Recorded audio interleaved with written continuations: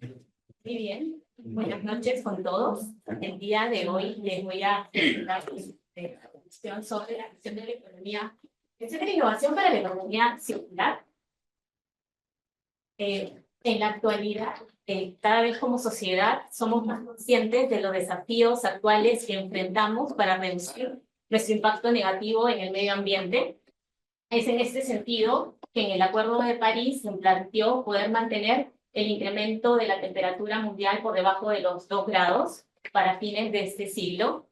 También se proyecta, según la ONU, que la generación de residuos sólidos aumentará en 56% aproximadamente para el 2050, esto en el rango de una generación. Y también, según la Fundación Ellen MacArthur, pionera y líder en temas de economía circular, proyecta que para el 2050 los océanos podrían contener más plásticos que peces.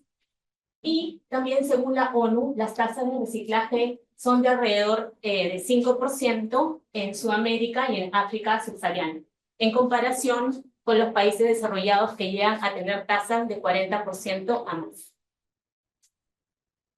Y sin ir muy lejos, en nuestro propio contexto y realidad peruana, nos podemos enfrentar con noticias como esta que nos hacen notar la urgencia y prioridad que debemos darle a este tema. Y es en este sentido que en la actualidad también los líderes organizacionales y los líderes de los gobiernos reafirman la necesidad y la importancia de poder pasar a un modelo económico que busque regenerar la naturaleza, ¿no? El capital natural. Y poder pasar de una economía lineal en la cual extraemos, producimos, consumimos y desechamos hacia una economía circular. Y es en este sentido que quisiera que me ayuden con una preguntita aquí en Mentimeter. Así que los invito a todos a que puedan entrar con el código o con su celular.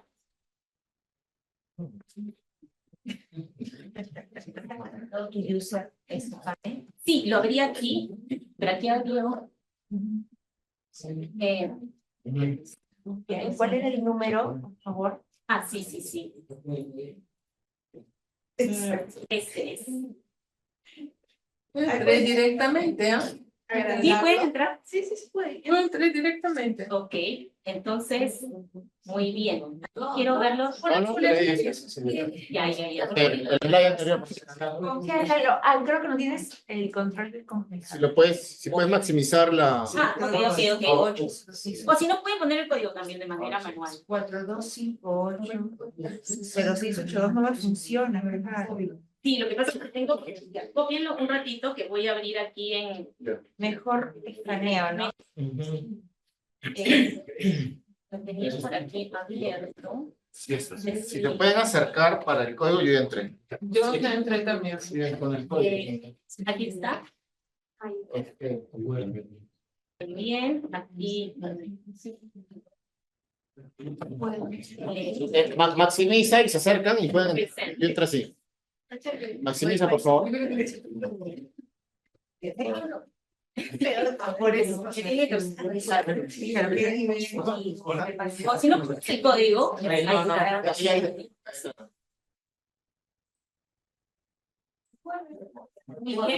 aquí vamos a ir viendo cifras interesantes. ¿Cuál fue la tasa de circularidad en el mundo para el año 2023?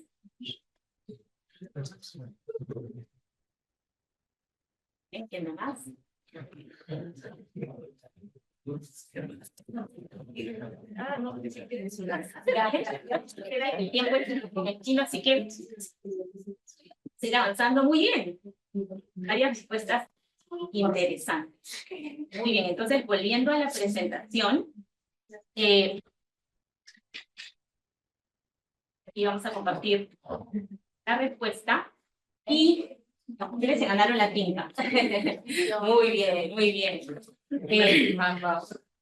La tasa de circularidad para el 2023, según el Circularity Gap Report, fue de 7.2%. ¿no? Y es importante resaltar que en el 2018 esta cifra fue de 9.1%, es decir, que se ha reducido en el tiempo. En vez de aumentar, ha reducido. Muy bien, y aquí compartirles algunos conceptos de economía circular presentados por diversas organizaciones, entre ellos la Unión Europea, que nos dice que es una economía en la cual el valor de los productos y los materiales se mantiene por tanto tiempo como sea posible. Y se minimiza el uso de los recursos y la generación de residuos, y cuando un producto alcanza el fin de su vida útil, se utiliza de nuevo para crear más valor. Otros conceptos también presentados por Ellen MacArthur y el reciente ISO de circularidad, el ISO 59004. Este último nos menciona que es un sistema económico que utiliza un enfoque sistémico para mantener un flujo circular de recursos mediante la recuperación, retención o adición de su valor al tiempo que contribuye al desarrollo sostenible.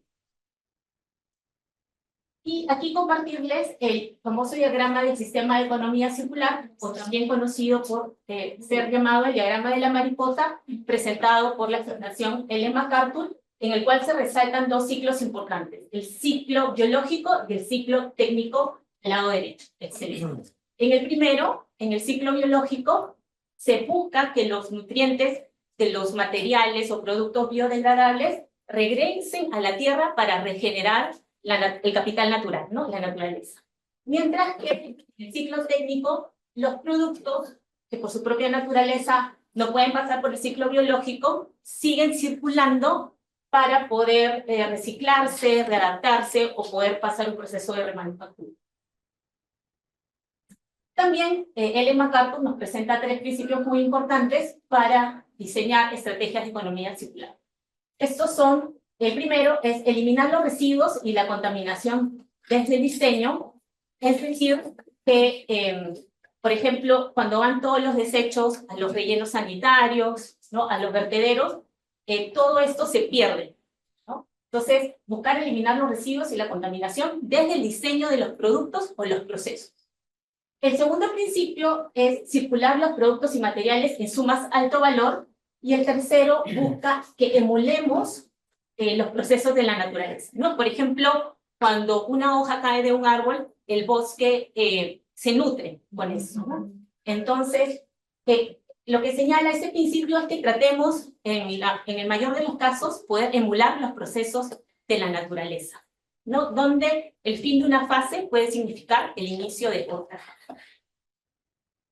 Y aquí, en una revisión de la literatura, podemos presentar algunos modelos que hemos recopilado para plantear un marco conceptual para el diseño circular.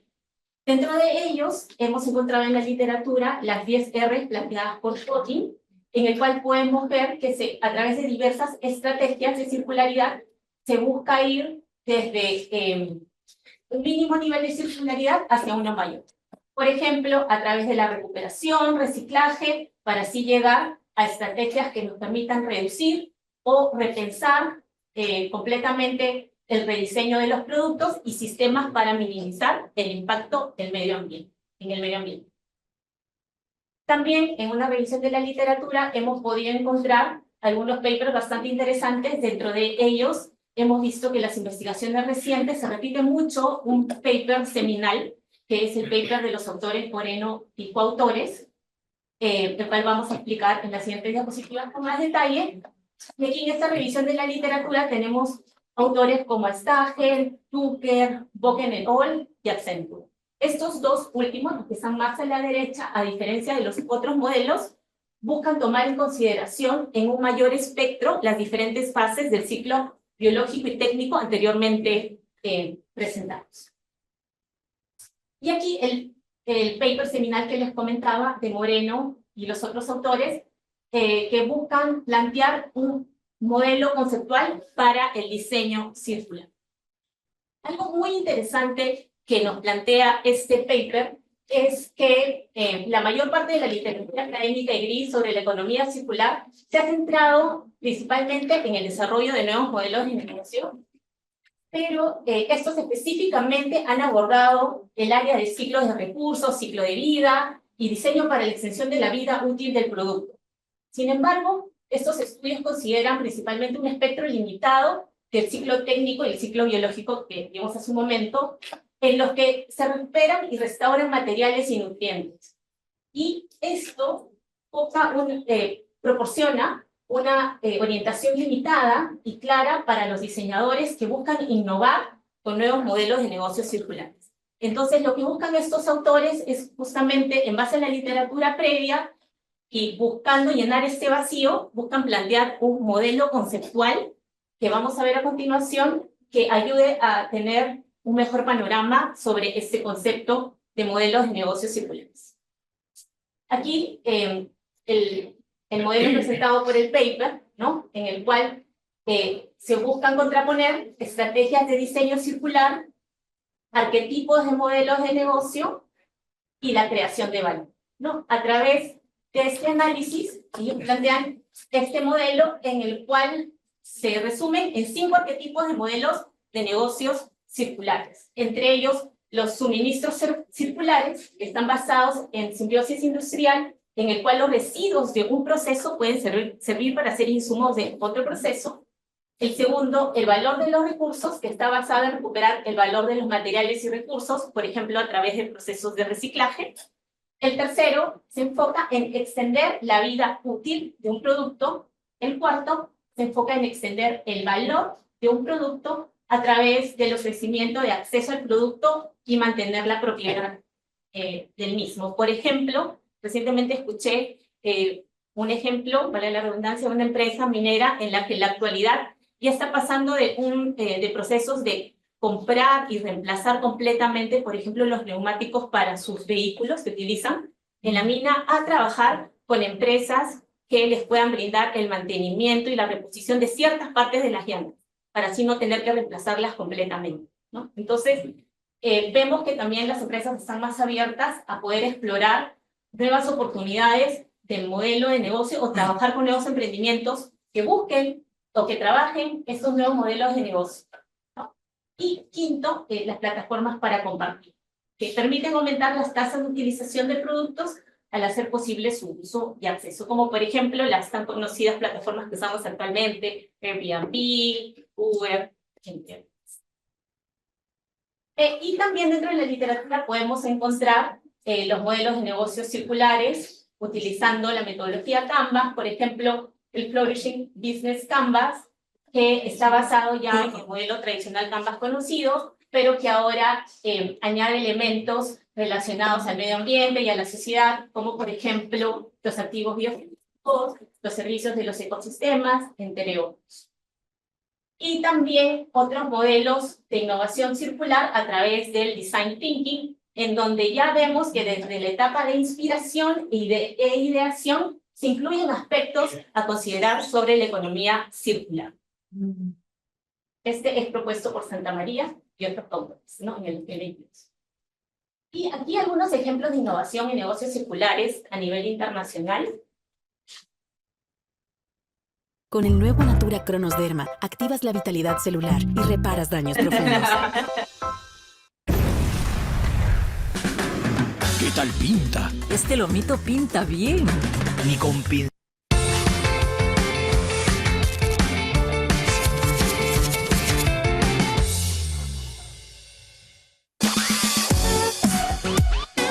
Hola a todos, bienvenidos. Nuevo episodio de Business Planet en Kalundborg, en Dinamarca. Desde hace 40 años este pequeño puerto es la referencia en ecología industrial. Aquí la llaman simbiosis industrial. Dicho de otro modo, los desechos de unas empresas se convierten en los recursos de otras. Para guiarnos está con nosotros Mette Skuberg, la referencia en simbiosis industrial en Dinamarca. ¿Cuáles son las ventajas de este sistema? Entre los 7 participantes que tenemos en Kalundborg, reducimos las emisiones anuales de CO2 en torno a las 275.000 toneladas y ahorramos 80 millones de euros anualmente. Quédense con nosotros porque la idea es extender el sistema a otras empresas. Vamos a visitar una de ellas. La idea es integrar a las pymes en esta simbiosis. Esta empresa especializada en la limpieza de cisternas consume una cantidad muy importante de agua. Tras 6 meses, Ken, el director, trabaja con Mette para encontrar una manera de reutilizar el agua consumida, lo que le permitiría reducir los costes de producción.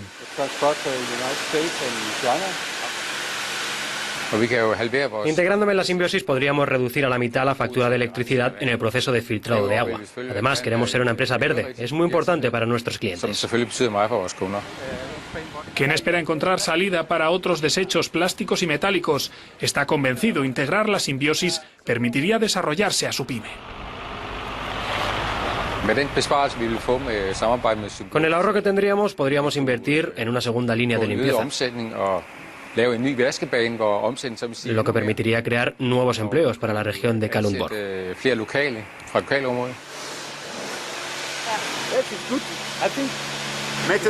Mete, acabamos de ver el potencial de la empresa de Ken. ¿Cuál es la siguiente etapa para él ahora mismo? El siguiente paso es ayudar a Ken a encontrar a sus socios de simbiosis. Primero, para el metal es muy sencillo, nos costará unas semanas. Segundo, lo más importante para Ken es saber qué hacer con el agua residual. Esto costará probablemente un año. Además del aspecto medioambiental, la simbiosis permite a las empresas aumentar su competitividad, dando valor a sus productos derivados, pero también evitando la importación de recursos naturales. El Centro para la Simbiosis de Dinamarca trata de replicar este sistema. El objetivo es conectar a unas 60 empresas de unas 30 redes de simbiosis en todo el país. Entonces Mete imagina que soy un emprendedor y quiero usar este sistema de simbiosis industrial y sus ventajas. ¿Cuáles son las claves del éxito? Primero debes identificar qué desecho quieres reciclar como recurso. Tienes que tener valor para asociarte y tienes que mantener la mente abierta a nuevos modelos de negocio. Gracias, Mete. Más información sobre esto en nuestra página web. Nos vemos pronto en un nuevo episodio de Business Planet.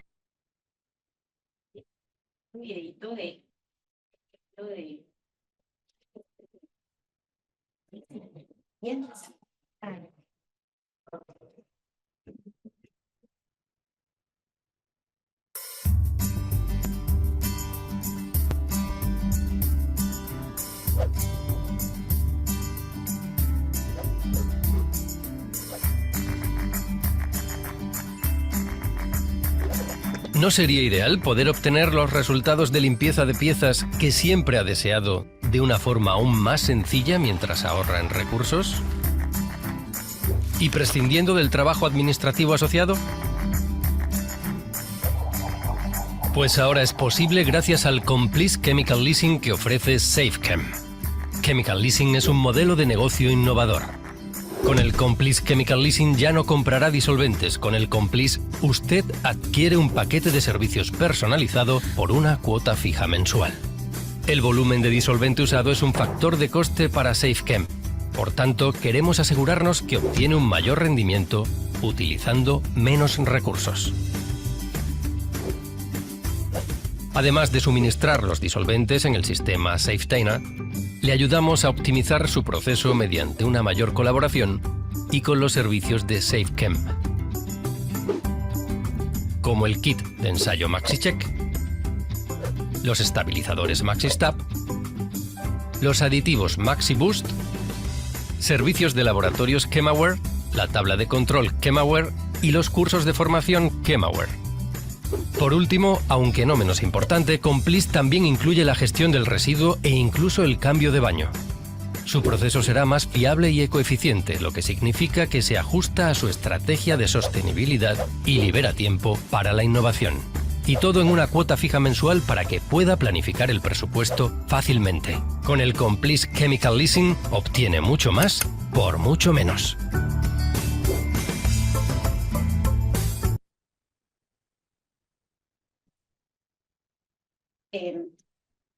Interesantes estos modelos, y justamente el de Chemical Leasing busca combatir, ¿no?, lo que puede pasar en las grandes empresas que manejan esos químicos, que a veces puedes comprarlos para mantenimiento, pero luego no los terminas de usar y lo que queda, pues luego se desecha, ¿no? Entonces, ¿por qué no migrar hacia nuevos modelos de negocio donde empresas especializadas por cierto tiempo, por un paquete, se puedan encargar de este servicio, ¿no? Que está relacionado con qué tipo de modelos de negocio vistos, por supuesto, por la autora, ¿no? Que estarían relacionados a la extensión del valor del producto, ¿no?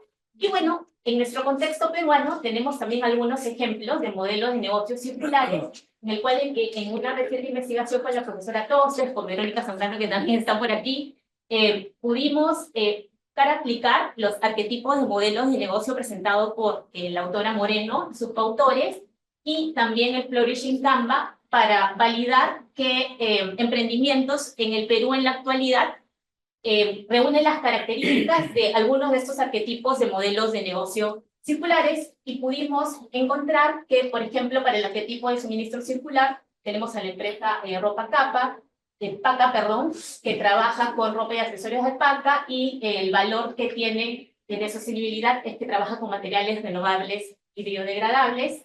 Voy a pasar un poco rápido esta parte porque sé que estamos contra el tiempo. A nivel de valor de recursos tenemos empresas como Simba, que trabaja en la recolección y transformación de residuos. Luego la empresa Las Traperas, enfocada en el arquetipo de extensión del ciclo de vida del producto, el cual se enfoca, en este caso, este emprendimiento en la venta de ropa de segunda mano, buscando así extender el valor del producto, extensión del ciclo de vida del producto, perdón. Luego el arquetipo de la extensión del valor del producto tenemos a una empresa como Motobros, que se enfoca en el mantenimiento y reparación de motos eléctricas, ¿no? Y busca extender el valor a lo largo del ciclo de vida del producto, parecido al caso que vimos de Chemical Leasing. Y en plataformas compartidas, empresas como Ricra, que se encarga de la gestión de inventarios e e-commerce, buscando reducir costos operativos y mejorar la eficiencia y accesibilidad. Y aquí una iniciativa innovadora y bastante interesante que se viene trabajando a nivel de la Unión Europea es el lanzamiento del pasaporte de producto digital, el cual es mandatorio a partir del próximo año para ciertas categorías, dentro de ellas la textil, a través del cual los usuarios van a poder hacer compras mucho más responsables, en el sentido que a través de una aplicación van a poder identificar con un código único de las prendas información sobre la trazabilidad del producto, por ejemplo, el origen, la composición, opciones de reparación, las certificaciones verdes, entre otras características. Esta es la bibliografía utilizada. Muchas gracias.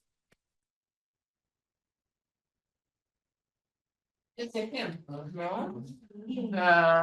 Y pasamos, yo quiero hacer un comentario, porque la última partecita de Pamela justamente enseña una novedad de la Unión Europea, pero también es una gran restricción de mercados. O sea, tenemos a una profesora certificada que estudia además ese tema y es muy crítica sobre esos aspectos. Pero bueno, ¿Cuál es la restricción? porque quien no tiene muchos de nuestros productos peruanos para acercarse al mercado europeo, ahora va a tener, debe tener esa trazabilidad y con todas las ideas. Y es una restricción paraarancelaria, llamada paraarancelaria, ¿no? Ya se está aplicando desde el próximo año, va a ser obligatorio. Entonces, productos textiles peruanos ya no van a poder llegar allá. Es muy preocupante. Concretamente, vamos a tomar, por ejemplo, el caso de cacao. ¿Ok? Y el sector cacao ha crecido muy rápidamente en los últimos años, con una reorientación de los envíos de los productos no de muy buena calidad, etcétera, hacia los Estados Unidos a mandar granos a Europa. Ahora, a partir del próximo año, Europa va a insistir que cada grano de cacao que entra al mercado de Europa tiene que tener un certificado que ese cacao no ha sido producido en tierras deforestadas en los últimos 6 años. Entonces, imagínate el desafío, todos están sentados, ¿no es cierto? De tratar de coordinar esa relación entre el terreno, la municipalidad, el ministerio, el exportador, el productor, etcétera, etcétera, etcétera. Es realmente un desafío, Y como consecuencia, lo que creo que va a pasar, entre otras cosas, es que los productores de cacao y los exportadores de cacao van a estar mucho más activos en tratar de dirigir sus exportaciones. Por las dificultades en certificar lo que están exigiendo. La primera parte, la gente de CERFOR, que es la entidad que se ocupa del bosque tropical, o sea, bosque de la Amazonía, están gestionando un tipo de estatus legal para decir que han otorgado a los productores en tal o tal terreno, en tal o tal distrito, en tal o tal región de Perú, permiso utilizar ese terreno para producir cacao en una forma legal, porque no tienen certificado de propiedad, pero tienen algo que es casi equivalente para tener un estatus legal. Eso es una parte. La otra parte es, ok, ¿desde cuándo están tallando árboles para producir cacao? Es la otra parte. Es eso encima del Calimán, que también... Ya, además de Calimán, si quieren es otro tema. ya, ese es otro tema, pero eso me parece más sospechoso en términos de cuánto cariño los europeos van a comer para cada cantidad de cacao que van a comer, y si realmente es una preocupación, porque hay un estudio que se han hecho aquí sobre ese tema. Pero bueno, vamos a las temáticas, ¿no? A una pregunta, yo sí me atrevo a una para Andrea. Bueno, qué decepción cuando nuestras hipótesis no son validadas en nuestro modelo, ¿no? Pero por otro lado, ¿cuándo aprendemos con esas decepciones, no? Yo me quedo pensando que recién esos pequeños negocios están saliendo de la pandemia, ¿no? Y no sé cuánto la pandemia puede haber afectado esos resultados. Ahí va la pregunta para ti, o sea... Sí, de hecho, gracias, doctora. De hecho, cualitativamente también recogí información de las redes, obviamente no sistematizada, solo por un tema de entender, ¿no? Básicamente conocer sus empresas o conocer un poco de sus dificultades. Hablé con muchas de las de estas que encuesté, terminé conversando.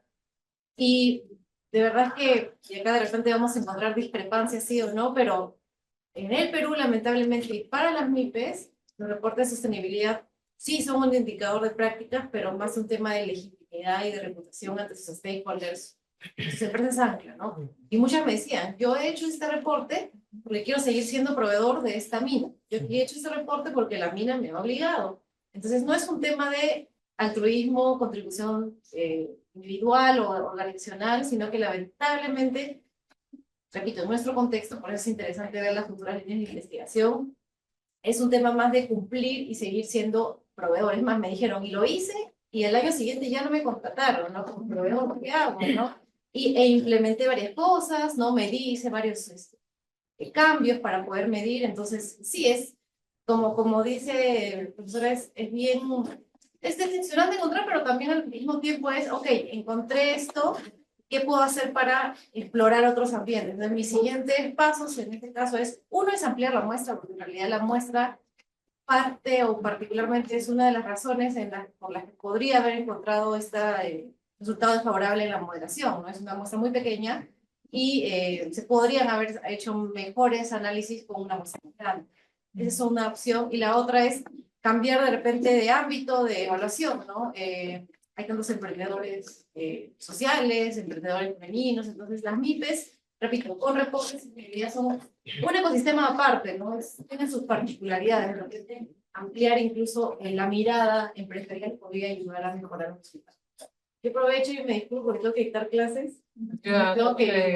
Gracias por la atención y me dejo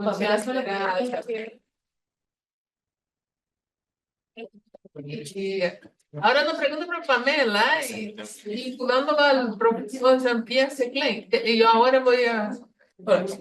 un momentito, estoy hablando. Tiene mucho que ver con la colaboración. Has hablado mucho de colaboración y justamente el profesor Jean-Pierre Seclin, su paper, habla de colaboración con los fornecedores, ¿no? Los suppliers y también con los clientes, ¿no?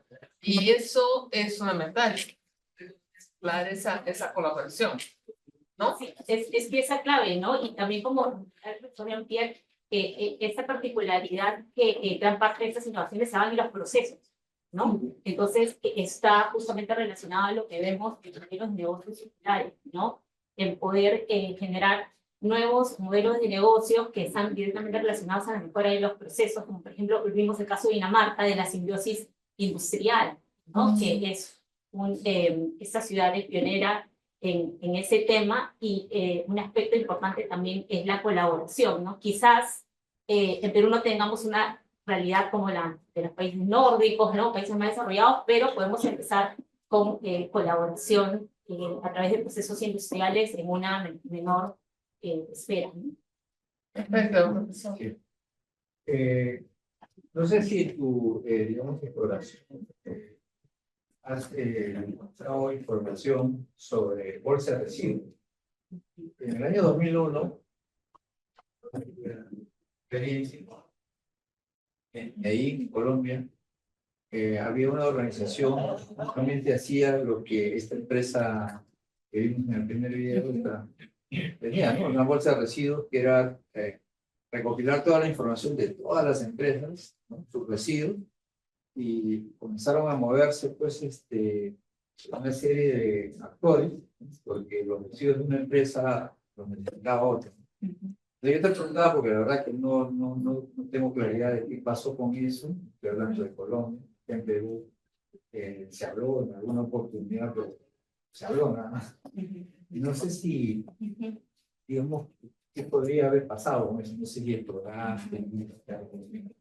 Sí, se ha podido ver que hay algunos casos que trabajan la simbiosis industrial, por ejemplo, también a nivel de empresas que generan plásticos, ¿no? Y esto, aquí los residuos se utilizan para hacer insumos de otros procesos, de otras empresas, ¿no? Y también el uso de aguas residuales, ¿no? Se pueden tratar y las otras empresas los pueden usar para otros fines, ¿no? En ese sentido, hay ejemplos de ese tipo de protecciones.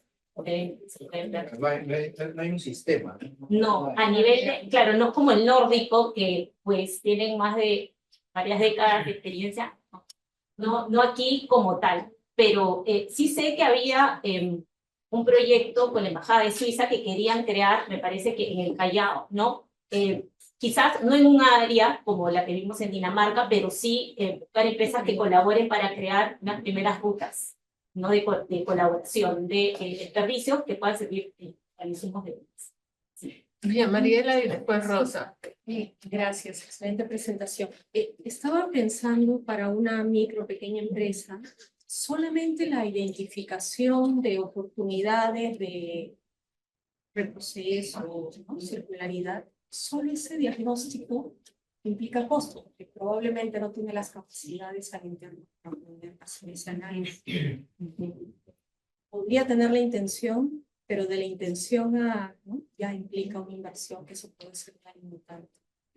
Y ahí, bueno, la colaboración, ahí es donde puede entrar esta colaboración universidad, de empresa, para poder sumar, porque las capacidades no necesariamente están en empresa. Claro, sí, de hecho, gracias por tu pregunta. Uno de los principales retos va por el tema de la inversión. Ahora, hay un modelo de cooperación que es el modelo llamado ESCO, pero es, claro, para empresas más grandes, donde, por ejemplo, digamos, una empresa quiere reducir sus costos energéticos, ¿no? El impacto negativo energético. Entonces, trabaja con una empresa especializada en el tema que le puede ayudar en rediseñar estos procesos de reducción. Y obviamente, porque hay un tema importante de inversión, el pago que se da es justamente a cambio de la reducción en esos costos. O sea, la empresa que da el servicio para rediseñar los procesos recibe el pago a través del ahorro que tiene la empresa. O sea, no es un pago inmediato, sino a través del tiempo. Son los modelos ESCO, ¿no? Sí, pero es para empresas más grandes. Pero sería ideal que se pueda esto poder plantear, ¿no? A nivel de otros tipos de cooperación de empresas más pequeñas. Sí. Bueno, gracias Pamela, gracias a las tres por la investigación, buenísimo. Los ejemplos que mencionaron, no analizaron ninguno en el sector industrial, metal mecánico, no llegaron a tener acceso a empresas de ese tipo. Y estaba pensando mucho en un caso con el que he trabajado ya 3 años, que es Ferrosa, una fundición para la industria minera. Entonces, lo que hacen ellos es todas las piezas de metal fundidas que le entregan a la mina, luego deben ser regresadas a la planta porque se vuelven a fundir. Entonces, este es un proceso circular, ¿no? Al final, vuelven a utilizar la pieza. Creo que cuadraría por allí. Pero también me imagino que se da, porque lo que mencionaba Andrea, ¿no? Las las empresas mineras te piden esta sostenibilidad y es una práctica que estoy viendo que en qué otro tipo de empresas se podría dar, ¿no? Sí, claro, para esa primera aproximación exploratoria, claro, vimos emprendimientos, pero creo que sí sería muy interesante poder continuar la línea de investigación ya explorando empresas con un alcance más industrial, ¿no? Porque sí hay acciones que se vienen implementando, como tienes una pero todavía siguen siendo esfuerzos aislados, o por también cumplir con la norma, ¿no? Con la sociedad green, pero creo que una investigación de mayor nivel en este sentido justamente podría ayudar en el ecosistema, ¿no? Sí, claro que sí. Sí, bueno, también contesto porque justamente el tema de la muestra fue una gran conversación, ¿no? Porque queríamos poner emprendimientos, ¿no? Emprendimientos que tuvieran esa vocación de economía circular. Y hay una gran base de datos de emprendimiento que es Crunchbase. Ahí hemos buscado, frente a los modelos, cuál sería, o los modelos de negocio que se habían caracterizado, cuáles serían los ejemplos donde serían más significativos, ¿no? Y hemos presentado ese paper para AFIDE, ¿no? Que justamente ese año fue en Argentina para buscar caracterizar con estudios de caso múltiple. Pero lo que mencionas, por supuesto, podemos continuar avanzando hacia otro tipo de empresas, pero la idea es buscar modelos de negocio con esa visión sostenible, ¿no? Muy bien, muchísimas gracias. El último bloque de investigaciones, muchísimas gracias.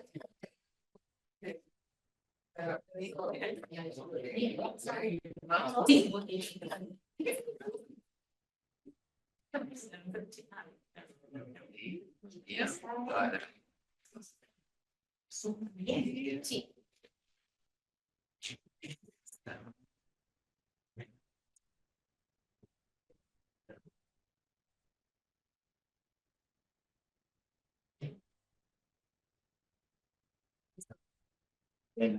Buenas noches. Gracias por mantenerse en la charla. Ha sido una charla súper interesante. Varias perspectivas de nuestro grupo de investigación. Yo vengo a mostrar un poquito lo que es parte de mi proyecto doctoral, que tiene por título Resistencia a la adopción de métodos de pago electrónicos en empresas pequeñas y micro en Perú.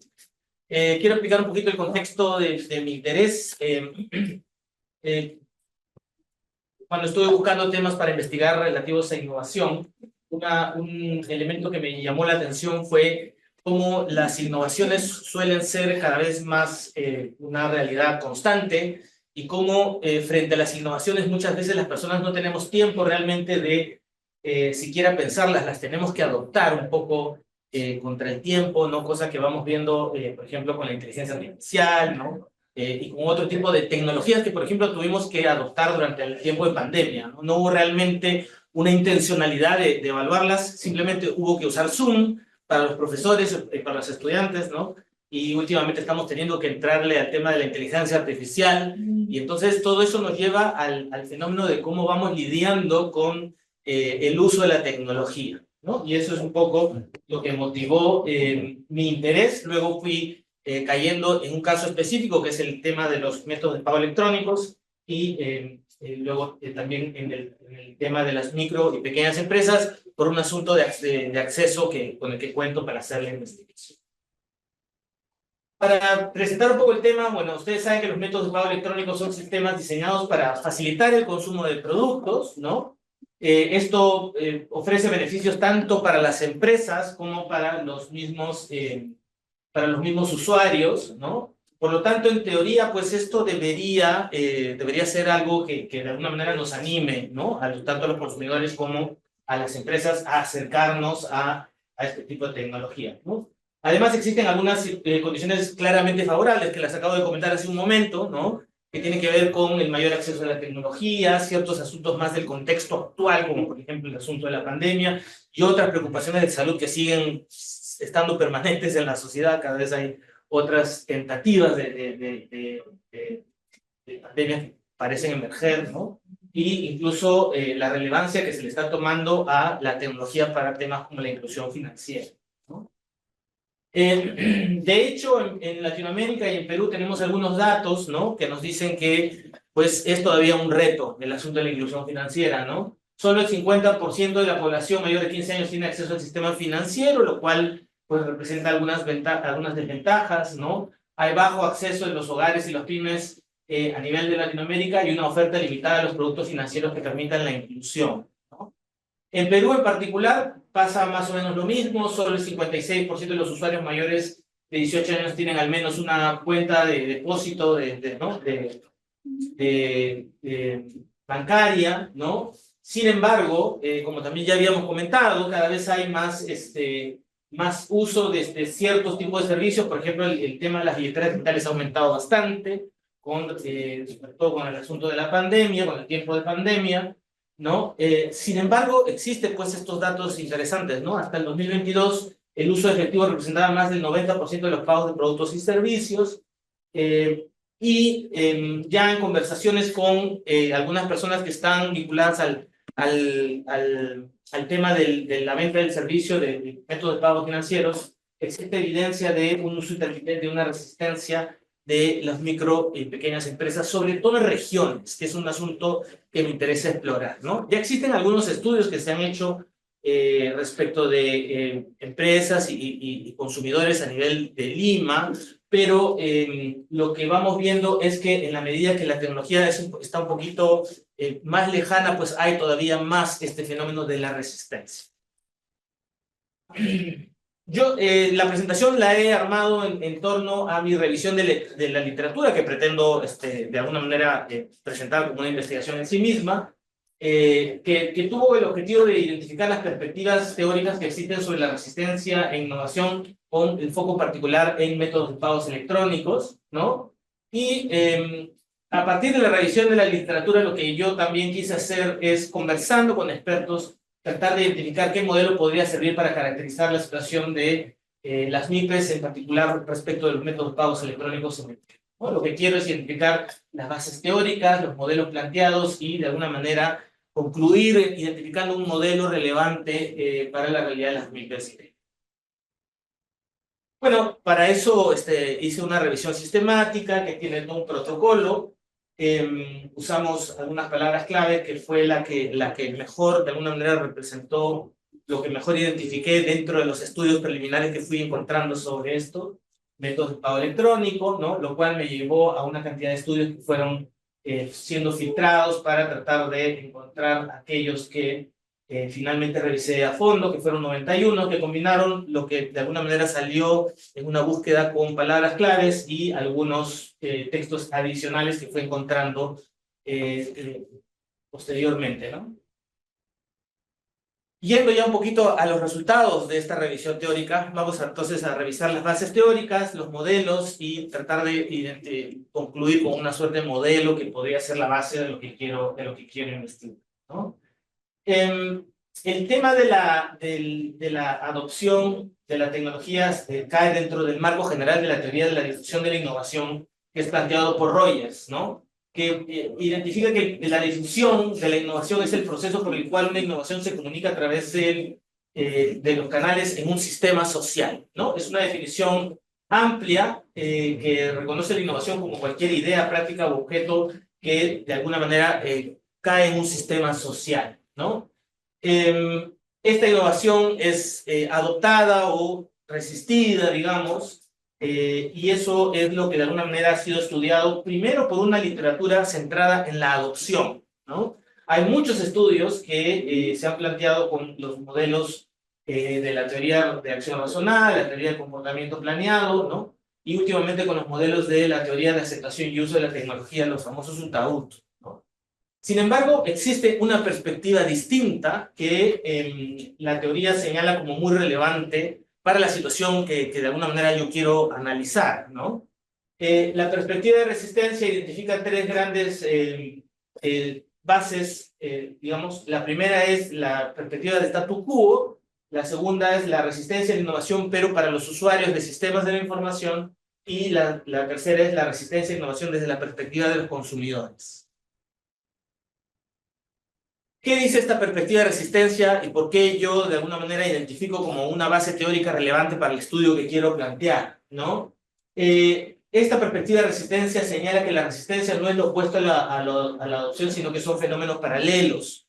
¿Qué quiere decir esto? Que la adopción lo que intenta analizar es efectivamente cómo las personas interactúan con la innovación, pero sobre todo se concentra en aquellos elementos que podrían incidir en la decisión de tomar una tecnología. Sin embargo, esta perspectiva es criticada por aquellos que plantean la resistencia de la innovación, porque en muchas ocasiones, en muchas situaciones, que es un poco lo que les contaba al inicio, realmente uno no tiene una predisposición positiva a acercarse a una tecnología, sino que simplemente tiene que interactuar con ella, ¿no? Y frente a esa circunstancia, analizar la adopción de la tecnología desde la perspectiva de resistencia, lo que hace es enfocar cómo ciertas percepciones acerca de la interacción con la tecnología afecta finalmente su verdadera adopción, ¿no? De hecho, una de las razones que se plantea, una de las ideas más fuertes, es que la perspectiva de adopción, en el fondo, lo que hace es apoyarse en una suerte de disposición, sobre todo racional, ¿no? O sea, cuando uno piensa en la adopción de una tecnología y cuando uno ve las variables que caracterizan los modelos de adopción de tecnología, lo que uno ve sobre todo es una evaluación de si la tecnología va a ser conveniente, ¿no? Y entonces yo identifico una innovación, evalúo si es conveniente y entonces la adopto, ¿no? Sin embargo, desde la perspectiva de la resistencia, esto no describe con precisión la motivación ni predice de manera fiable las decisiones en condiciones del mundo real, sobre todo las condiciones que les comentaba, ¿no? Las situaciones en las que uno realmente no se pone a evaluar la innovación, sino que de alguna manera tiene que lidiar con ella de forma inmediata, ¿no? Esto se refleja en algunos porcentajes de explicación del fenómeno que podrían ser complementados si es que analizamos la adopción de tecnología desde la perspectiva de resistencia. Entonces, esa es un poco la base conceptual, digamos, de por qué tendría que haber una perspectiva de resistencia. Ahora, cuando tratamos de identificar entonces esa perspectiva de resistencia, cómo se traducen modelos que podrían guiar un poco la exploración que quiero hacer, la primera perspectiva es una perspectiva de marketing centrado en el comportamiento de un consumidor cuando se ve enfrentado a un producto nuevo, un producto innovador, ¿no? Y en este modelo se identifican dos grandes dimensiones, una dimensión psicológica y una dimensión funcional más práctica, que inciden en un comportamiento de resistencia. Ese sería un modelo pensado, como les digo, en sobre todo una decisión individual de una persona cuando se enfrenta a un producto nuevo o características novedosas. Otro modelo relevante es el modelo desde un tomador de decisiones en el marco de una organización, ¿no? Que es una perspectiva de sistemas de información, ¿no? Donde se van identificando igual algunos elementos que también se podrían identificar en el otro modelo, pero quizás lo distinto es que esto es en el marco de un funcionamiento de una organización, ¿no? La perspectiva de statu quo señala tres grandes dimensiones que hacen mucho énfasis en fenómenos sobre todo psicológicos. La perspectiva de statu quo lo que dice es que en realidad las personas, sobre todo en primer momento, lo que más pretenden es mantener sus comportamientos. No es que uno con mucha facilidad abandone su comportamiento, sino que lo que uno hace sobre todo es defender su comportamiento, ¿no? Entonces existen tres grandes razones que movilizarían el statu quo, que son compromiso psicológico, una dimensión de evaluación racional de todas maneras y una análisis de la innovación, digamos, respecto de que uno está enfrentando, ¿no? Y finalmente, un modelo que me pareció súper interesante y es el modelo base sobre el cual quiero trabajar, pensando en modelos que podrían servir para entender qué sucede con aquellos microempresarios, micro y pequeños empresarios que están, digamos, evaluando la posibilidad de usar métodos de pago electrónicos y que manifiestan una resistencia. Sería un modelo basado en el modelo de Wibedi del 2023, que lo que hace es combinar el modelo de resistencia del cliente con el modelo de statu quo. ¿Y por qué me parece relevante? Porque lo que se hace en esta investigación es tomar como unidad de análisis al tomador de decisiones en una empresa, a un empresario. Y el empresario entonces sería una suerte de consumidor intermedio porque es él quien decide primero que va a usar los servicios de un método de pago electrónico para luego ofrecerlo al cliente final. Pero como este tomador de decisión se encuentra en el marco de una empresa, es afectado por algunas capacidades dinámicas como en el caso de este estudio, capacidad de gestión y la capacidad de innovación. Con este modelo en mente, lo que yo hice fue dialogar con algunos expertos, ¿no? Dialogar con algunos expertos, sobre todo con aquellos que están en el sector de la venta de los servicios de métodos de pagos electrónicos, ¿no? Conversé con una gerente comercial de una empresa proveedora de estos servicios, conversé con una dirigente de Asociación de Micro y Pequeños Empresarios sobre el tema, hablé con una especialista de transferencia de conocimiento y con un académico especialista en transferencia de tecnología, uno que ya había analizado esto desde la perspectiva más bien de adopción, ¿no? Y a partir de este diálogo, las conclusiones, que las he puesto acá muy rápidamente, tienen que ver con dos grandes elementos que de alguna manera el modelo tendría que reflejar, ¿no? Uno de ellos es la relevancia de los riesgos, es decir, aparentemente de manera preliminar, un elemento que incide mucho en esta resistencia es la percepción de riesgos que el microempresario siente cuando se enfrenta a la innovación de los métodos de pago electrónicos, sobre todo con el asunto vinculado a la formalidad e informalidad. Y otro es el ambiente social, es decir, el entorno social en el que se mueve, lo va animando o lo va desanimando a tener una actitud de resistencia. En función de eso, y tomando en consideración que el modelo inicial tiene el componente del riesgo ya incorporado, solamente que quizás hay que expandirlo, y eso es justamente el trabajo en el que me encuentro ahora. El trabajo en el que me encuentro ahora es ya sobre el modelo de Wiberi, que es el modelo base que estoy usando. Estoy haciendo los pilotos para ampliar algunas de las variables de acuerdo a las entrevistas que voy teniendo, es decir, estoy haciendo las modificaciones del modelo, y con esas modificaciones del modelo, lo que estoy también ya próximo a hacer es el piloto para ver si las variables se sostienen con estas modificaciones. En realidad el modelo que yo planteo incorpora algunas modificaciones en la variable de riesgo para considerar estas circunstancias del contexto particular que serían importantes para el caso del Perú, y incorporaría la capacidad relacional, ¿no? Es decir, para reconocer todo lo que sería la influencia social se podría hacer a través de cómo se manifiesta en una capacidad del empresario de mantener relaciones con otros empresarios, y de esa manera incorporaríamos el tema de la influencia social o relevado al ambiente social. Entonces, ya como a modo de conclusión y a modo de contar un poco de cuál es el norte de mi investigación, ¿no? Como les había contado, estoy elaborando un modelo, estoy modificando el modelo de Wiberi, todavía anclándome en la perspectiva de capacidades dinámicas como una variable que estaría afectando su decisión. El modelo base seguiría siendo más o menos el mismo. Y digamos, la razón por la que este modelo me parece relevante es porque es un modelo planteado para empresarios, como es el caso que yo quiero analizar. Es un modelo que utiliza las capacidades organizacionales como moderadores importantes de este fenómeno de resistencia, que es algo que a mí también me parece relevante, y sobre todo la novedad iría por el análisis de la influencia de la capacidad relacional en el fenómeno de la resistencia para la adopción de los modelos de innovación. Para la adopción de los métodos de pago electrónicos, ¿no? Entonces eso es un poco...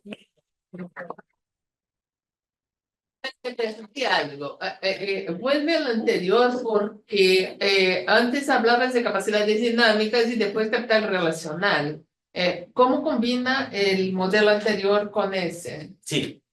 Lo que sucede es que las capacidades de la organización son fenómenos que afectan al tomador de decisiones que se encuentra dentro de la organización. Y lo que se ha identificado es que algunas capacidades afectan ese proceso de resistencia. Y entonces, dentro del modelo de Wiberi, lo que se invita como investigaciones futuras es a explorar cómo otras capacidades podrían influir. Lo que en la literatura también he encontrado es que en el caso de los microempresarios la influencia social es muy importante. Y entonces la capacidad relacional podría ser un mecanismo a través del cual la influencia social afectaría el fenómeno de resistencia. Por ahí... Exacto. Entonces la capacidad relacional es el indicador de capacidades de gestión. Ya. O sea, hay muchas capacidades que podrían influir en el fenómeno de resistencia, pero lo que yo quiero sobre todo mirar es cómo la capacidad relacional afecta el fenómeno de resistencia, siguiendo un poco la lógica de que la influencia social es un fenómeno que afecta a los microempresarios porque son pequeños y están agrupados. Y deberían estar agrupados y muchas veces reciben mucha influencia del entorno. A ver, Mariela y después Bruno. Gracias, Bruno. Excelente. Me quedan claras las variables. Estás enfocándolo a las variables internas de la organización, algunos factores de contexto social. Pero me genera la duda si es que hay algunos supuestos porque la organización es parte de un sistema, ¿no? Si yo pago, si yo bancarizo, pero tengo que comprar la fruta en la parada y a mi proveedor lo tengo que pagar en efectivo, entonces, ¿no?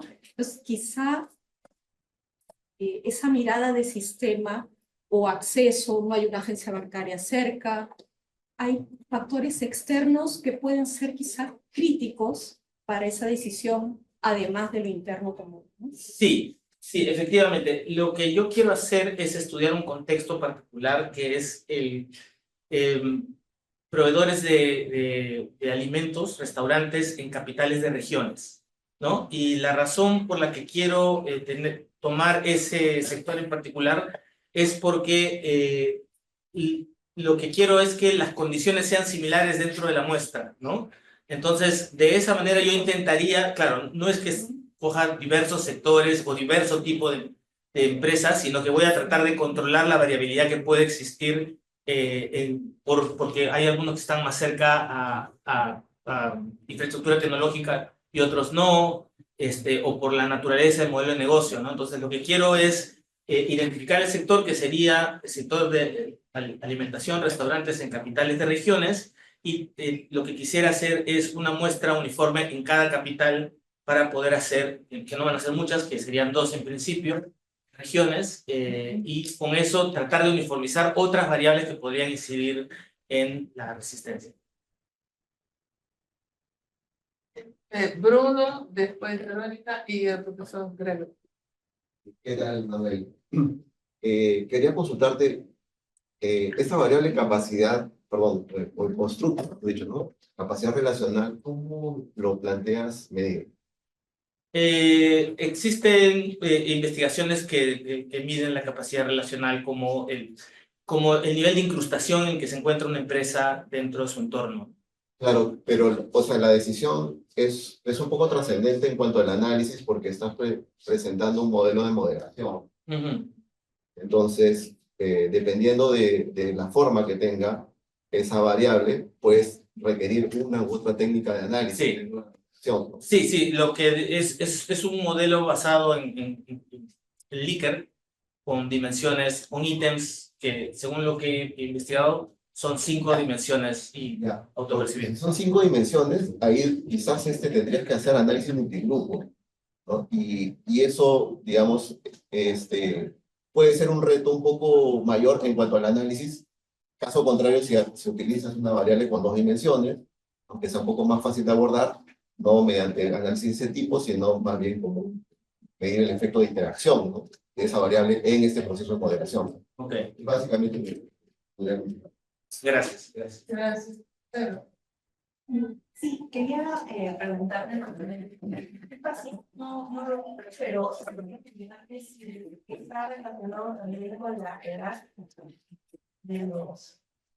Sí, la edad podría influir. Sí, también se está planteando una serie de variables de control que trataríamos de ver que no influyan, pero sí, definitivamente la edad podría ser una variable que podría afectar esto. Y el nivel de bancarización, ¿no? Sí. El anillo de la PYME, como para poder entender también qué tanto tienen acceso a esta como forma electrónica de pagar. Claro, algo que de repente no expliqué lo suficiente es que el universo de personas que estamos analizando son personas que tienen acceso al servicio, pero que lo que nos han comentado es que tienen un uso variable de él. Es decir, hay algunos que lo usan intensivamente, hay otros que lo usan alternativamente y hay otros que teniéndolo no lo usan.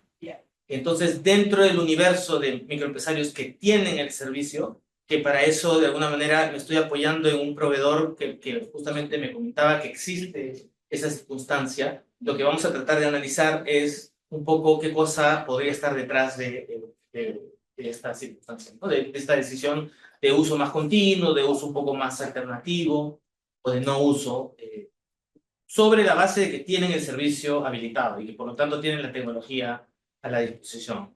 Claro, porque el nivel socioeconómico también es importante, como para poder saber qué tanto acceso, por ejemplo, a Internet tienen, porque para poder, por ejemplo, usar Yape necesitas un plan de tu teléfono de, ¿cómo se llama?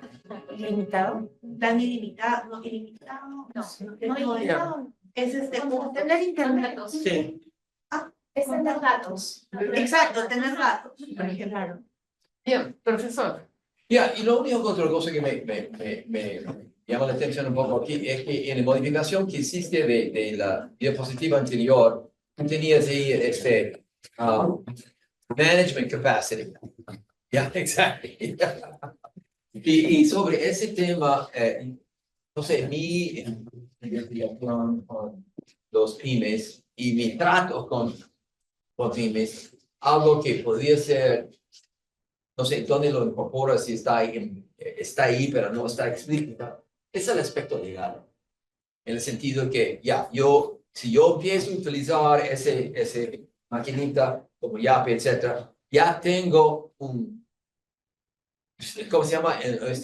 Una cuenta del banco que SUNAT o quien sea, digamos, pueden averiguar, etcétera, y qué implicancias tienen eso para mí en el manejo de día en día el negocio, y si yo quiero o tengo la capacidad de manejar esa relación para el sistema legal, además de manejar mi negocio, y qué me conviene, ¿no es cierto? Y ahí hay toda una escala de relaciones en ese sentido, en que de mi experiencia, no es que todos son informales y todos o son formales, no hay estratos de formalidad. Ya hago mi cosa con la defensa civil para que no me fastidian, pero no doy factura, doy simplemente un papelito, ya me pagaste, etcétera, porque no quiero meterme con SUNAT, etcétera, o por lo que me siguen en factura, le doy factura, pero no, etcétera. Entonces,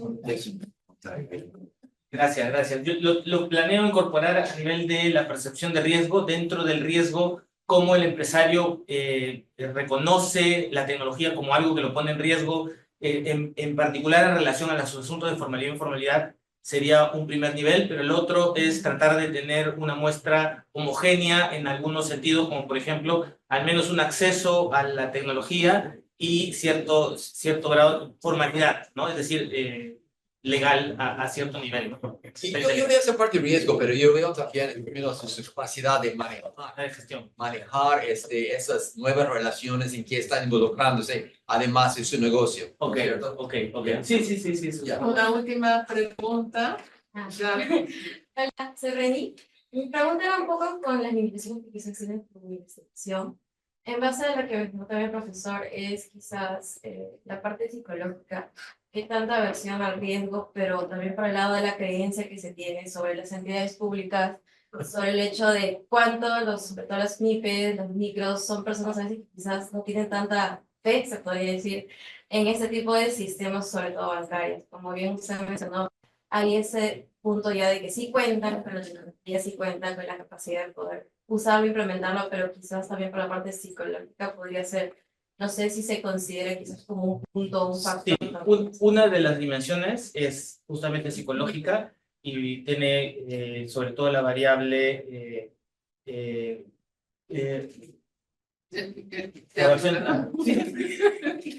tiene una de las variables que analiza justamente la inercia, me parece. La inercia.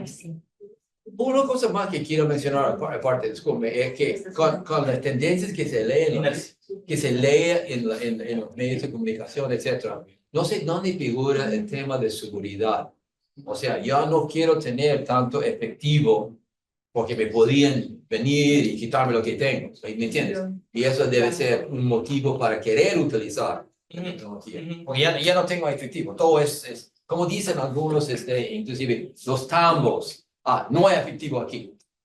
Para que la gente sabe que no pueden entrar y robar, ¿me entiendes? Claro. Porque ahí está claro. Pero ese sería un facilitador que está buscando para...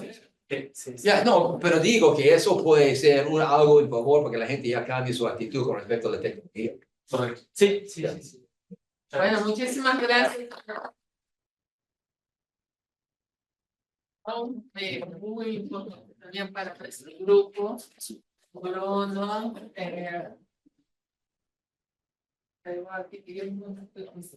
¿cómo? No veo a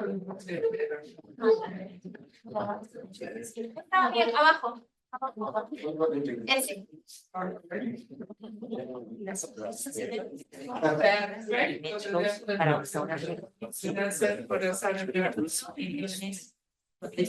Vamos a una jornada particular antes ahorita. Muy bien, muchas gracias. Buenas noches. Acá.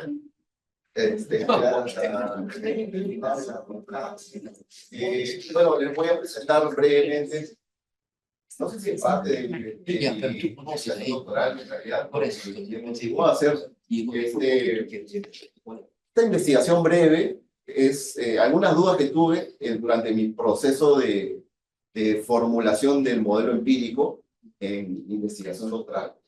Porque me encontraba en la situación en la cual he estudiado el fenómeno, la certificación, por el cual tiene algún tiempo, ¿no? En el campo, está relativamente consolidado, y sobre el cual también hay distintos modelos de abordar, ¿no?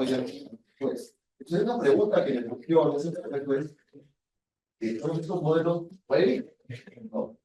Y la otra pregunta que también he tratado de resolver, gracias a este avance, ha sido qué variables podrían ser pertinentes incorporar en mi modelo empírico, dado el contexto particular del Perú. Porque una cosa importante también en este campo de estudio es que mucha investigación que se ha realizado sobre el fenómeno de la servitización es más bien eurocéntrica, ¿no? Es decir, que ha sido realizada en un contexto desarrollado típico de la OCDE, ¿no? Donde el tejido industrial es bastante, digamos, costoso. Un poco la introducción para poner un contexto es que, claro, las empresas, no solamente en los países desarrollados, pero también en el Perú, tienen que adaptarse para ser sostenibles.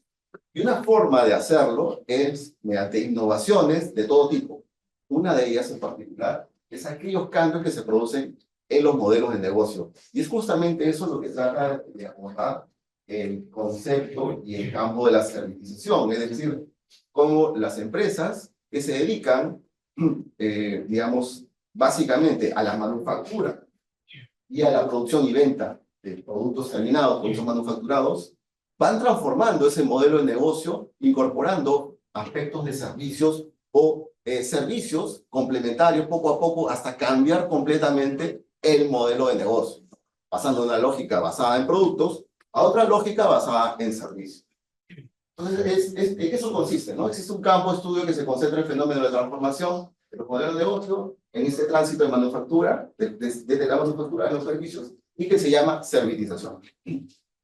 Ahora, Desde el año 1988 se ha abordado este fenómeno primero de manera conceptual, pero ya luego ya con más investigación, ¿no?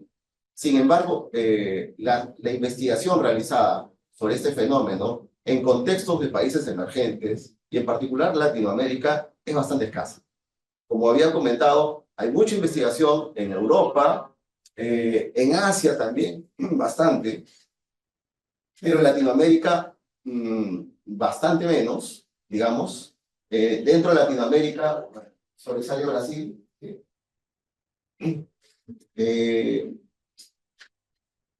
Y es por eso que digamos, incorporé esta parte de este pedazo de investigación, digamos, exploratoria más bien, para tratar de definir mejor, con mayor precisión, mi modelo GATE. Entonces, el propósito, los objetivos de esa parte de la investigación son: ¿qué modelo de proceso de estabilización puede ser más apropiado para el contexto de una economía emergente? ¿No? Ya había comentado que hay varios modelos. ¿Qué factores habilitadores, ¿no? Pueden influir en ese proceso dado este contexto? Este es un poco el marco teórico y conceptual, ya lo había comentado, ¿no? Que es este proceso de tránsito de las empresas de manufactura hacia modelos de negocio más bien caracterizados por los servicios y que, digamos, puede ser un continuo en ese proceso de transformación, es decir, que van incorporando mayores ámbitos de servicio, pero estos ámbitos también pueden ser más complejos o más, digamos, tecnológicamente más complejos. Estos son algunos de los modelos de servitización. Existe todo tipo, ¿no? Modelos de madurez de la servitización basados en modelos de Canvas Model, el modelo de fase de servitización, el grado de servitización, progreso en la servitización, categorías, ¿no? Niveles, etc. Esa era un poco la discusión que tuve al inicio. De todos estos modelos, ¿cuál podría ser el más apropiado? Y una de las ideas que surgió en la discusión también con el profesor presente es... ¿Por qué se ríe? Me sugirió, bueno, pero ¿por qué no le preguntas pues, a los expertos? Y justamente eso es lo que traté de hacer en esa parte de la investigación. Hubo, digamos, una etapa en la cual hubo conversaciones con expertos académicos, digamos, los participantes del estudio. Por un lado están los académicos con un perfil sólido en publicaciones, sobre todo en este campo de estudio.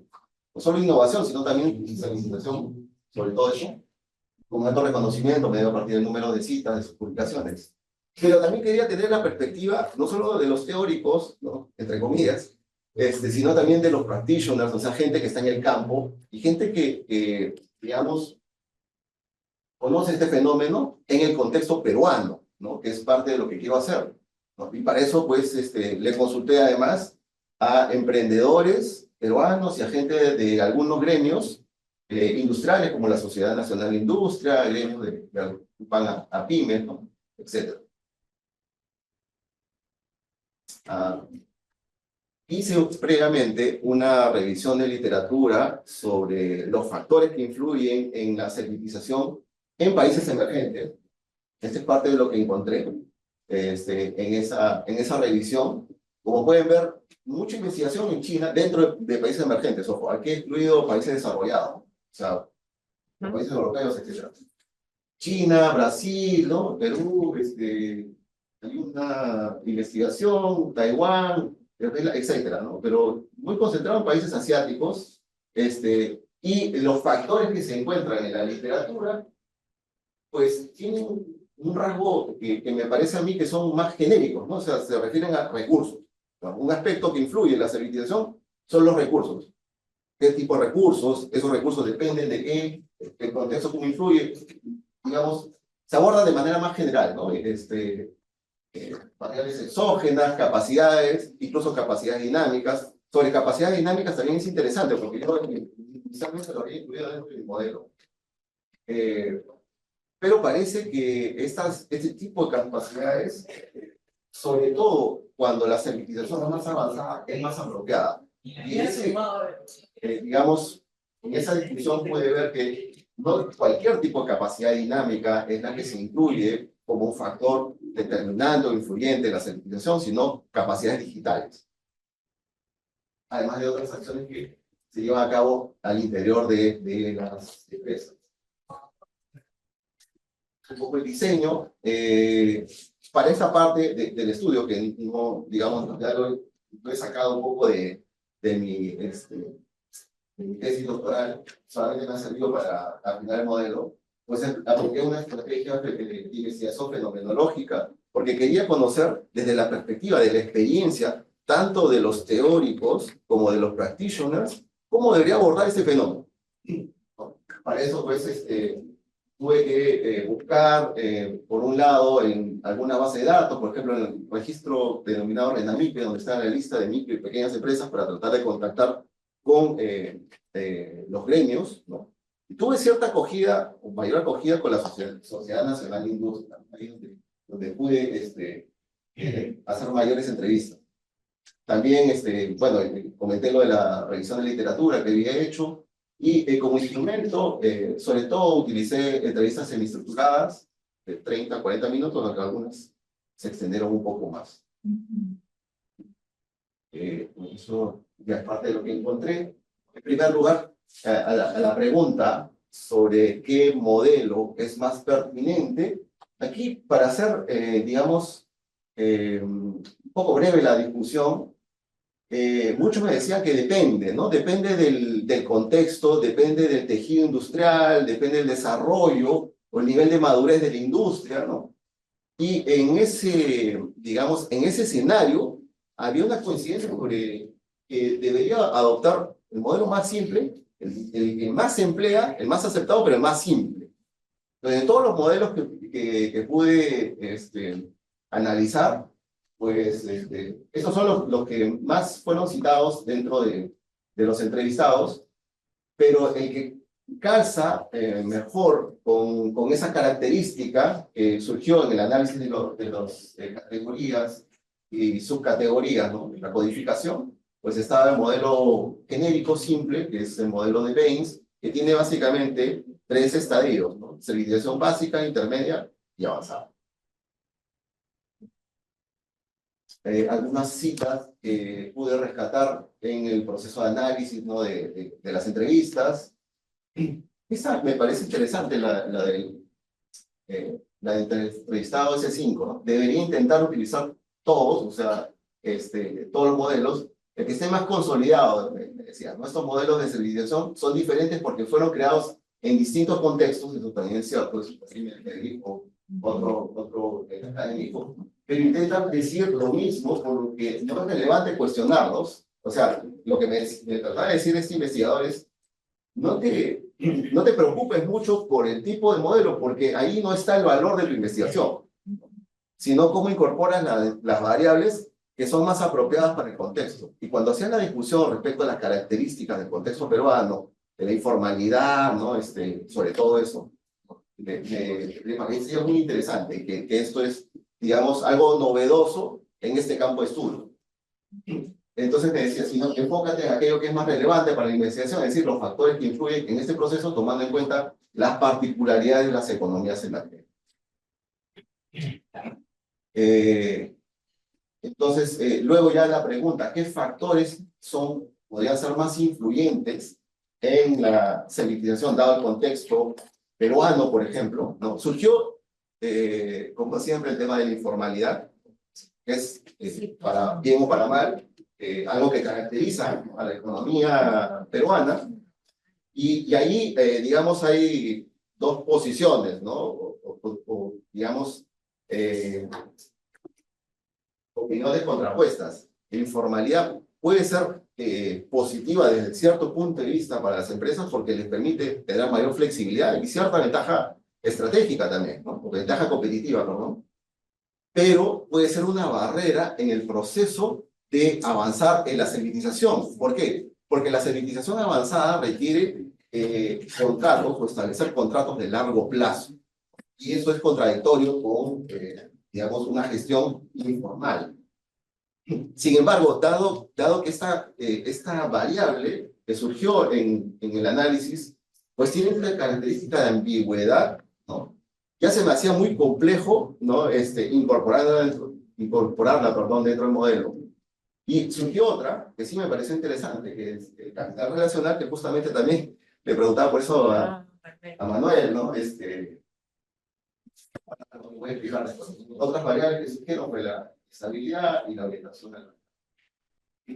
Respecto a al capital relacional, ¿no? Es en este ámbito, ¿no? En este campo de estudio, de lo que discutí también con los entrevistados, se refiere a que cómo la empresa que trata de ser proveedor de otra, ¿no? Se relaciona, se vincula, cómo lleva a cabo ese proceso de relación. Entonces yo lo miré desde la perspectiva del cliente, ¿no? Entonces le pregunté, por ejemplo, a gente que trabaja en minas, en el área de procurement de empresas mineras y empresas de energía, oye, ¿y cómo se relacionan con las pequeñas empresas que quieren darte servicios o productos servitizados, por ejemplo? Y ahí lo que surgió es, mira, nosotros le hacemos un escáner, lo tiramos de cabo a rabo para saber si está al día con la SUNAT, si tiene problemas con SUNAFIL, ¿no? Etcétera, etcétera. O sea, mira un poco el nivel de cumplimiento, o de compliance, ¿no? Es un término en inglés, que esta empresa puede tener. ¿Por qué? Porque muchas de las empresas mineras pues son filiales acá de una matriz internacional y no quieren tener problemas con la matriz, ¿no? Entonces, antes de contratarlas, eso es lo que surgió de las entrevistas. Sí, claro. Entonces, todo está enlazado. sí, entonces me pareció interesante esa discusión y es así que decidí incorporar ya después en un modelo empírico esta variable, ¿no? El compliance o perfil de cumplimiento, que así lo denominé en el modelo. Pero surgió de acá, de esta discusión. Entonces, bueno, para cerrar, en un contexto menos conocido y complejo, como el que tenemos, ¿no? Es decir, quiero explicar el fenómeno de la salinización en un contexto de cohesión emergente, informal, etcétera, pues parece más adecuado adoptar un modelo más simple, ¿no? Como que tenía a la mano, que es el modelo de Baines. La informalidad es un aspecto poco explorado en el campo de la salinización. Sí, es cierto, no hay mucha investigación sobre eso, pero no hay consenso sobre su efecto, ¿no? Entonces puede haber diferentes niveles, o sea, el efecto puede ser diferente en los niveles más, o los estadios más tempranos en la salinización básica, respecto a la salinización avanzada. Eso de por sí, explorarlo y analizarlo, de repente requiere un abordaje diferente, porque quizás podrías, digamos, tener un diseño más bien orientado a estudio de casos, ¿no? Ver, para el caso de las pequeñas empresas, ¿no? Que están en niveles de civilización básica, cómo la informalidad influye, ¿no? En la dinámica de negocio, y el caso contrario para los niveles más avanzados en civilización avanzada también, ¿no? Pero ese no es el propósito de mi investigación, por lo menos hasta ahora. Yo lo estoy abordando más bien desde una perspectiva hipotético-deductiva, así que quiero hacer un modelo cuantitativo. El capital relacional es un aspecto identificado principalmente por los empresarios, ¿sí? Claro, a las empresas mineras que le pregunté, a las empresas de energía me dijeron eso. Surgió también de un consultor en temas de innovación que también es más o menos lo mismo. Dice que tiene en cuenta el perfil de la empresa y la confianza que puede generar en cuanto a su historial crediticio, por ejemplo, ¿no? Ellos le hacen un escáner a todo, ¿no? Las empresas. Y también surgió esta variable de la orientación al mercado. Más bien, discutimos un poco la variable de orientación al mercado, que es cómo las empresas responden a las necesidades del mercado desde dos perspectivas: proactiva, se tratan de adelantar a las necesidades del cliente, o reactiva, en función a que pues ven que otros competidores, cómo están respondiendo al mercado otros competidores y tratan de copiar por ejemplo. ¿No? Eso básicamente son los participantes que pueden entrevistar. Bueno,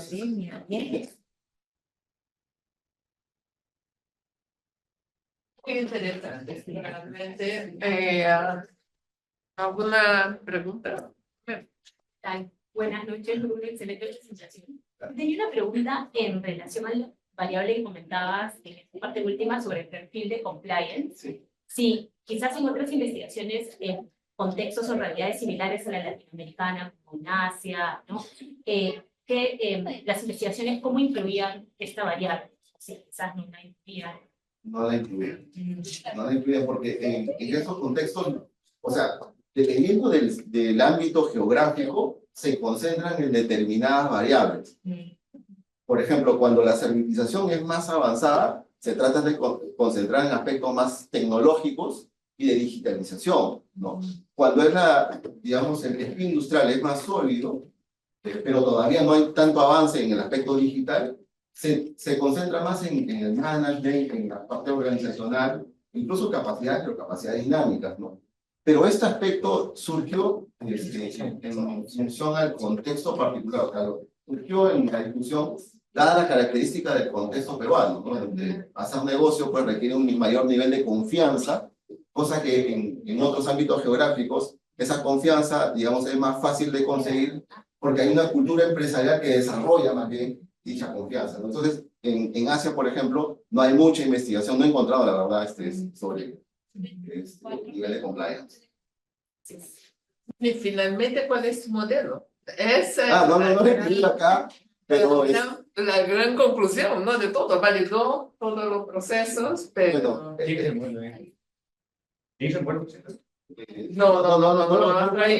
No ha traído, pero quedó las ganas de verlo, ¿no? Porque discutió toda la literatura, o sea, ha hecho una validación. Puedo enviar a mi correo y lo... No, pero ¿se acerca a alguno de los modelos que has presentado o no? Sí, estoy usando, gracias a este análisis, he podido, digamos, enriquecer el modelo a partir de un modelo que se llama paradojas de la simplificación y la teoría de paradojas. Es decir, que cómo se producen tensiones entre dos decisiones, ¿no? Una, obtener un perfil de cumplimiento determinado, y otra, mantener niveles de flexibilidad, ¿no? Que serían necesarios para adaptarse a otro tipo de clientes, por ejemplo.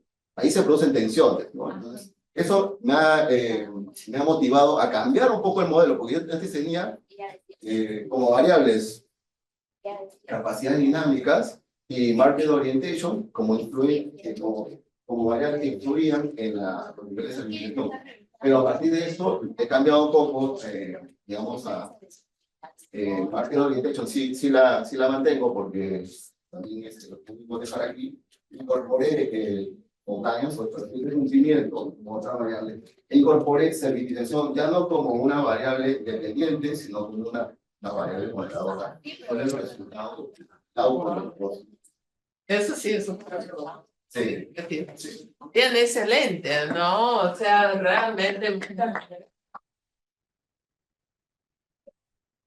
Todos ustedes por quedar hasta esta hora, ¿no? Hemos visto desde investigaciones más consolidadas, ya con sus resultados, de investigaciones que estamos haciendo la revisión de la literatura, buscando los modelos, sabemos la importancia de ello para poder llegar a un modelo más consolidado y poder implementar a través de la investigación. Realmente es una gran variedad de aspectos, exactamente la innovación, la sostenibilidad representa eso, ¿no? Una gran variedad de casos, de ámbitos donde incorporar, pero hay ideas que sí tienen mucha convergencia, ¿no? A veces uno piensa, no, ve el tema de economía circular, ve la importancia de la colaboración. Vamos a estudiar la colaboración de manera específica, vamos a estudiar la economía circular, pero llegan momentos donde todo se entrelaza, ¿no? Hay un vínculo muy fuerte entre todas las temáticas y debe haberlo, ¿no? Los objetivos de desarrollo sostenible nos vienen enseñando también eso, ¿no? Cómo trabajar desde esa perspectiva y cada vez más esas misiones, ¿no? O sea, la visión de cómo llegamos a resultados específicos es importantísimo. Muy bien, muchísimas gracias al grupo y a quien está acá también acompañándonos y creo que podremos hacer una foto. Sí, una